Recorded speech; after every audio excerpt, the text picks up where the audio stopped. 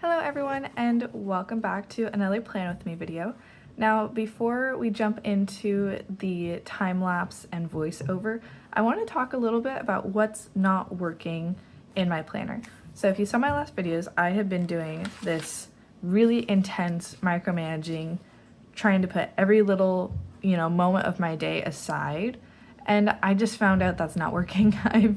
I got really quickly burnt out on planning, and as you can see, I went through whole days without even touching my planner, which is not ideal. What I did do is I went over into my passport and I was playing around with this bullet journal idea. I also didn't touch this for the entire week. I did some to-do lists in the back, and those were really helpful, having just the to-do list and nothing else. It was very focused, but I want to be in my planner. I had a moment where I thought maybe I should break up with this planner for a little bit and do a bullet journal. I had a notebook in my cart. I was ready to do it, and I was like, no, we're not planner hopping just yet. Let's take a moment to reevaluate, recenter, refocus. So the intense planning didn't work, but I still want to try something new in the vertical layout before I completely jump ship into something else, especially because as much as I love bullet journals, I bullet journaled for years. I've got stacks of them in my closet. The thing I didn't like about that is all of the setup that went into the dates. I like having the dates already laid out. I like having the calendar laid out. So we are gonna find a way to change things up for this next week. I'm not gonna be as schedule focused. I'm going to be a lot more task focused and then priority focused. So I'll explain that as we get into the voiceover and the time lapse, but I just want to let you guys know where I'm at with the micromanaging. And yes, it looks beautiful when it's all filled out. I am very satisfied with how full this page is, but you can see by my to-do list at the bottom here, not a lot of the big tasks are getting done. And that's what I need to do, is I need to get the big tasks done as well as my little day-to-day things so that I can push the needle forward and not just be running on a wheel. Because that's what I kind of feel like. I feel like I'm running on a wheel. I'm keeping up, but I'm not going forward. So let's change things up. It's okay to change things. You don't have to jump systems right away, but don't commit to something that's not working for you, because that defeats the purpose of having a planner. A planner is supposed to work for you. If it's not working for you, change it up. And honestly, I'm a firm believer that changing things often keeps it fresh and keeps you, reevaluating and readjusting for that specific moment in time. But with that, let's get into the plan with me and the voiceover, and I'll talk you guys through my new strategy. I am starting off with highlighting like I usually do, but instead of highlighting my son's nap time, I'm going to be doing a completely different setup in these vertical columns. Starting off, I'm doing a really simple time blocking just by highlighting the numbers on the side here, because I'm going to be using that vertical column to do a lot more writing. I want to keep the time blocking more to a minimum and a much more minimalistic design. At the bottom here, I am writing out two graphs. The first one is going to be for my energy levels, and the second is for my screen time. I think it'd be really interesting to see if there's a correlation between these two, because I do feel like the more I'm on my screen, the more my energy is kind of drained.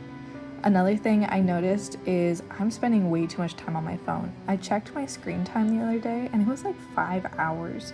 And 3 of those hours were on Instagram alone, which is just unacceptable. I always feel like I don't have enough time to get to everything in the day, but if I'm spending so much time on my phone, obviously I'm wasting time that I could be using to do something more productive rather than just scrolling. On the side here, I'm putting in some stats I want to track. This is something I used to do in my Hemlock and Oak planner, and I loved it. So I have here my sub count, my pounds, and then my average screen time. These are things that'll be really cool to see how they change over time if I keep doing this spread. I'm also doing a mini habit tracker on the other page. I am not doing my big habit tracker as much just because it was a lot to keep up with. So I'm hoping having a little one right in front of me in my planner will make me use it more and be a bit more mindful about that. And finally, in this bottom right corner, I'm doing a budget tracker. I'm going to be doing my beginning net for the week and my ending net for the week, where I'll go through and I'll look at all my accounts, I'll add it up and see how much all of my stuff is at.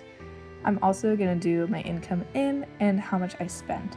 Hopefully this will really keep me on track with my budget and reduce impulse purchases, which I've been doing pretty good about recently, but it's always good to be on top of that stuff. At the top, I'm also going to be tracking how much I spend each day. As you can see, that little slash on Monday is my budget, and then each day I'll put down how much I spent and then subtract it on and on. On those skinnier time blocks, I'm just writing in the title for them. Because I'm going to be doing so much writing in the vertical column, I don't want it to take up too much space and get in the way, which is why I'm putting them right against that line in just one square of space. At the top here, I'm going to be highlighting the first section, which is going to be priority. Every day, I want to get at least one big task done. If I complete that task, I consider the day a win, and everything else is just extra. A lot of the tasks that I have to do aren't very intense. They're just a bit more tedious or time-consuming. So I just need to buckle down and get that one thing done every day to push the needle forward. Next, I'm highlighting where I'm going to be putting my intention journaling. This is where I'm going to write out what my intention for the day is, whether it's to get stuff done, be more present, have fun, read a book, whatever it is that I want to focus my energy towards that day, that's what I'm going to put here. I'm giving myself a lot of room to write this out just because I think that is going to be important to get those thoughts on paper, to focus on my why behind my priority.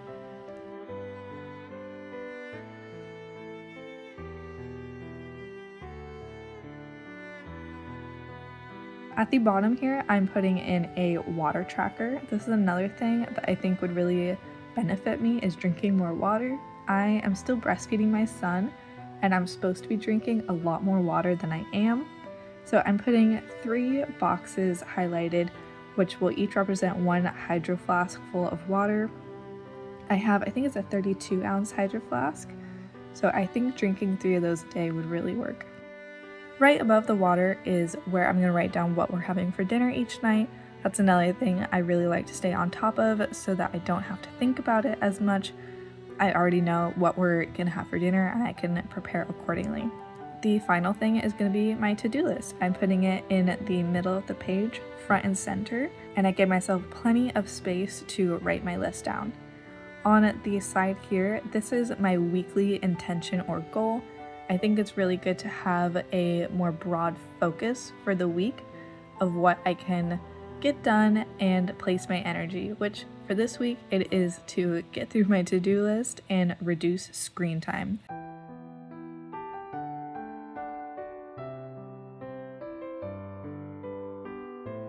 And there you have it. This is what my new spread looks like for the week. I'm really happy with how it is laid out. I think it looks really crisp and clean and it has a lot of intention behind it.